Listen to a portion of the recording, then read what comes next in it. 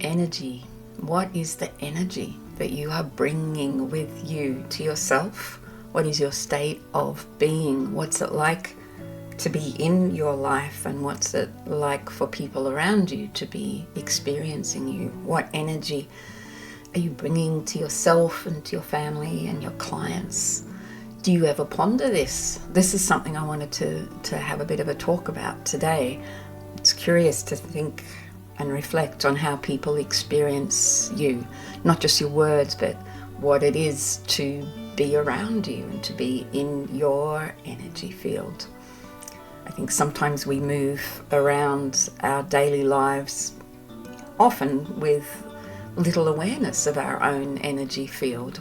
We can become quite accustomed to the way we are, and we can lose sight of the fact that the way we are, the energy that we bring with us, is a variable that is actually well within our control, and it's part of our responsibility as adults, I guess, is to become more and more self-aware and to choose how we want to contribute. So not only can we control and adjust our energy field, but we also have a responsibility to manage our way of being. Are we adding value wherever we go? We all know what it feels like to be around other people's energy, to be near someone who's highly anxious or angry or depressed. Most of us who work as therapists in any form are particularly attuned this way. We tend to be curious, open, empathetic people, and that's part of why we've landed in these professions. We often desire to understand people, and we're very curious this way. We're often also drawn to the fields we're in as an interest in understanding ourselves and our own experience. And do we actively continue that exploration of self? Do we continue to look at understanding self more deeply, to be more and more honest, to look at what influences drive us and how we are relating? I believe this kind of ongoing reflective practice is vital and a really inspiring, important part of what we do. It's part of what makes it endlessly interesting and creative. And we can become way more aware of how we feel in our own selves. We know what it feels like on a Saturday morning. We know how we feel on a Monday morning if we're working a Monday to Friday kind of job. We know what it feels like to be on holiday or to be in the middle of a crowded commute train. And whilst circumstances can impact us, we're not completely at the mercy of all of that. We experience varying stress levels all the time. And I think we sometimes lose sight of the fact that we have real agency here in how we manage our energy field. It's certainly not the same to be at the beach or in the middle of a train. And yet, if beach is something that evokes a lot of calm in our system, we can still create calm in our system on a crowded train. Certainly with more awareness of what's around us. It would be naive and dangerous to not have attention on your circumstances, but your internal state can remain your internal state. I learned a lot about energy working for a time in aged care. It's probably a standout moment for me. I was sent on a placement as a younger therapist, very excited to do some cognitive testing and try out different skills, and that placement was one of the most humbling experiences and so educational. To work closely with people at the end stages of life was a real reality check about what actually matters for people who are living in God's waiting room, as one lovely resident described it. To work with someone who has very little memory but remembers that they feel different when you're around. That's a particularly humbling experience. It was deeply touching, really, to realize that after years of study, possibly the best thing I could do for one resident I was working with was to show up in a state that would add value to her life. And I had a very humbling experience one day when she did recognize on some level. She said, "Oh, it's you. I like it when you come. The room feels better when you're here." And that, for me, set the bar a little higher internally as to how I was going to go about my work and my being, not just what I was going to do, which I think is often front and center consideration, especially when we're juniors in the field, is what am I doing? But the important element, really, once we master a range of skills, the other very important element is, how am I being with this person? So energy is important. The other common life experience where we can become quite acutely aware of energy is if you're working around children, either as a parent or a teacher, a caregiver of some sort. Anyone in those fields will tell you that children pick up on energy and they're not afraid to comment on it, initially, at least the young ones. And if a child in your care comes to you and says, "What's wrong? What's wrong?" it's wise to give them an honest answer, and an appropriately honest answer. But if the child is someone that knows you quite well and they're saying, "What's wrong?" it would be unhelpful to give them a dismissive nothing, because they can tell that something has shifted in your energy field. So giving them an honest response, an appropriately honest response, is important.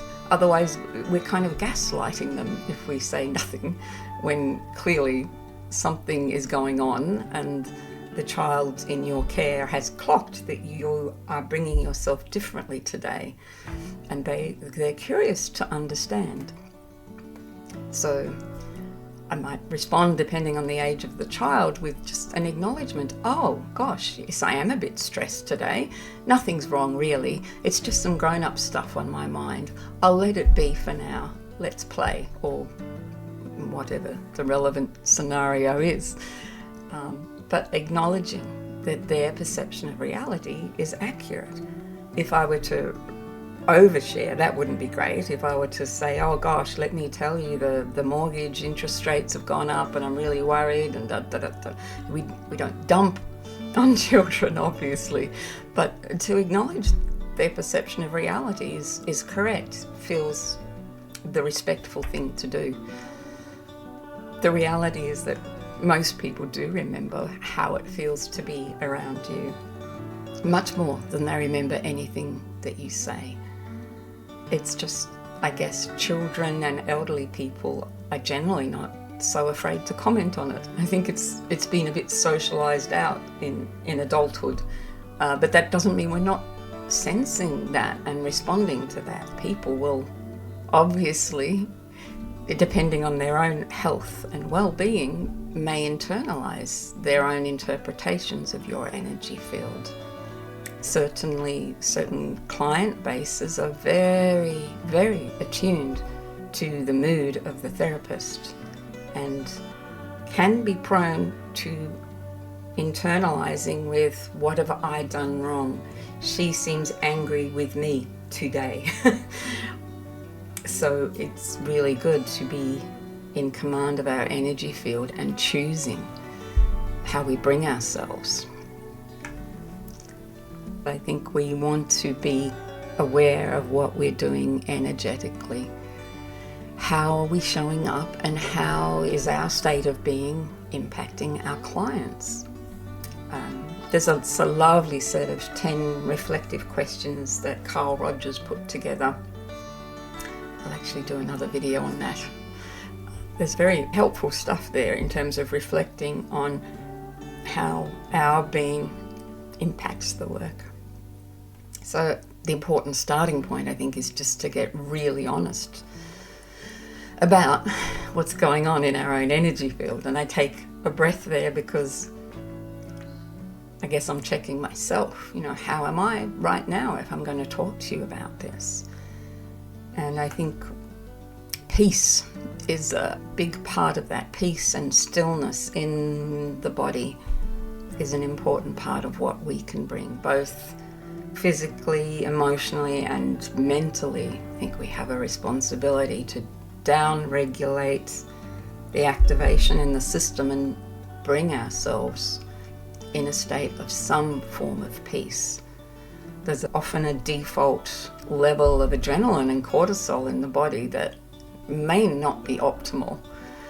So the out breath is a good way to just reset and remind ourselves that there is no current threat to safety. There may be a lot of concerns to consider in our day-to-day life, but that fizz and contraction, that urge to run from the bear, is only really useful when a physical threat is present. If the bear is the electricity bill or the taxes, that adrenaline is not going to help us come up with the creative problem-solving, planning skills that we need. So any background state of tension is not helping. To exhale and spend some time with the breath is really helpful in terms of getting the physical body in an optimal state of calm and curiosity. I guess a still body enables the mind then to engage with the creative centers and invite the rest of the mind to be still. All that white noise of thinking is not particularly helpful for the most part. It's important to bring some ability to observe thoughts rather than get lost in them. And I love the world of creative thinking, inspiration, concepts, but the world of mental blah blah blah is not so helpful. I feel it's important to spend some moments of the day reminding ourselves that we are not the thoughts in our head, we are the ones having the thoughts, and to invite the mind to slow down and just be. A state of being is more at peace, even though the same challenges can lie ahead of us. If we're spending some moments of every day being in our calm and optimal state, then we're more able to respond more effectively instead of being reactive. And it takes some deliberate effort to disentangle from what's going on in society, I feel. To disentangle from the short attention, instant dopamine, scroll, addiction, stimulation kind of cycle that we're bombarded with. It's quite rampant, really, and most of our clients have had enough of that too. It's not optimal. So leading by example is helpful. I once heard a friend say, I'm too busy, I don't have time to rush. And that really struck home to me, that when there's a lot that needs to be done, it's all the more reason to come back to that, okay, what next? Rather than flapping around, being busy, maybe getting a lot done, but not necessarily attending to priorities. There's some lovely Zen quote that I really like. It goes something like, everybody should sit and meditate for 20 minutes a day, unless you're too busy, and then you should sit for 1 hour. And I like the way it brings that paradox, and I'm learning to appreciate that more and more. To calm down enables us to actually achieve more. Particularly, it enables us to achieve things that are in line with our greater values and priorities. When we're working from that calm and centered place of being, then our action seems to be more purposeful, Otherwise, all of our creative and productive energy can be lost on the hamster wheel of life. And there's plenty there demanding our attention, but attending to that which is urgent isn't always the priority, because many things that present as urgent are not important. So it's nice to be back in that, and I say back, I guess for me, back is that is the home base. And it feels like coming back to my heart center. It feels like coming back into my core alignment rather than anxiety. It feels like I almost lean too far forward in becoming an off-balance individual who's trying to get to the next moment rather than just be in the current moment. And I believe we all have a responsibility to bring ourselves as still as possible if we're working with clients, especially. To find a way to be that calm, reflective pool, not a surface full of ripples and reactions and fuss and preoccupation. Most people seeking help are already bringing some measure of anxiety and quite likely trauma when they come to therapy. And the least that we can offer, or perhaps the priority we can offer, is a calm, clear space. There's already a world out there, as I said, that is flooding us with social media and chaotic energy of do this, do that, don't eat this, do eat this, do that, this will make you happy, worry about this. There's a lot going on. So if the therapeutic hour can at least be a bit of a blank canvas or a calm pool, then there's more nuance to work with. I generally find that that's an important space where we can then be more deliberate in our therapeutic choices.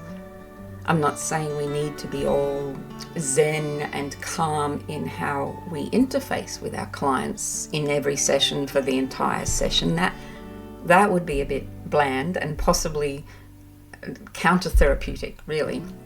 Sometimes we do need to be very interactive and energized and motivational almost, but we're only able to make that a therapeutic choice if we're also coming from a quiet state of being at our core, at that heart center wise place that is still and quiet and aware of what's going on, that's deeply listening to what's going on in the room. Otherwise, the choices of when to speak and how to speak can be driven by our own ego needs, which is not optimal. So we have a full range of human emotion and ways of interacting at our disposal in the room, but we don't want to be at the mercy of those things. The key is to be consciously choosing what we're doing in the room, not falling into a particular routine of how we do therapy. I'm more and more interested in how to be in the therapeutic space in the way that is required in the moment, because every moment is different. Every choice point to validate or challenge is a dance, really. We're gauging the receptivity of the client, the current rapport, the stakes at play. Is there a dangerous behavior in the mix here? Do we need to be addressing that? So we only know what's going on in the room if we know how to be deeply present. There's a beautiful quote actually from Hemingway. There's a lovely passage he wrote on the nature of deep listening. I will pop a link in the description to another discourse I saw on that quote. But truth of deep listening is a huge gift to bring to the therapeutic space. Most people have plenty of others in their life who listen waiting for a turn to speak, or listen waiting to tell you how wrong you are. Or there's a lot of turn taking, but not necessarily a lot of deep listening. So if I bring a really neutral, still space I have the opportunity to see, sense, and feel more clearly. I have a chance to be deeply attending to the therapeutic space, and that's the golden zone. Not projecting my own formulations into the space, but to be receptive, to hear the words, to sense all the gestures, the level of nervous activation, to pick up on anything that's not congruent, to just be with the client is a huge part of the work, and it begins with being with ourselves. So I'm really enjoying the challenge of bringing myself and my energy fields in a way that can be helpful, healing, and more deliberate. For me, that means a daily practice of finding what that optimal zone is in myself. It works for me to do that of a morning. I feel the way I am of a morning sets up the energy flow for my day. So if I can take some minutes, whatever is workable, to just be with myself, then I am almost clocking that as this is the truth. This is the optimal for me, and I'm committed to functioning from this space today. And once I have a set on that, it's easier for me to find that again during the day. And I have different check-in points where I can go, okay, I know how I felt at 6 o'clock this morning. Can I recreate that in my energy field right now? Can I check on that? Can I realign to that? What's the optimal now of peace, stillness, and being at cause in my life rather than reacting to everything that's happening around me? You may choose your own practice, and we all start where we start if we're interested in starting. And it can be as little as 2 minutes a day, or on from there, wherever you choose to go, 20 minutes, an hour, whatever it is that enables you to be checking in on who you want to be and how you want to be. So we start wherever we want to start with that kind of practice, but it's infinitely rewarding. Thanks for listening if you've made it this far. If you haven't already, please like and subscribe. We'll continue to explore. Thank you.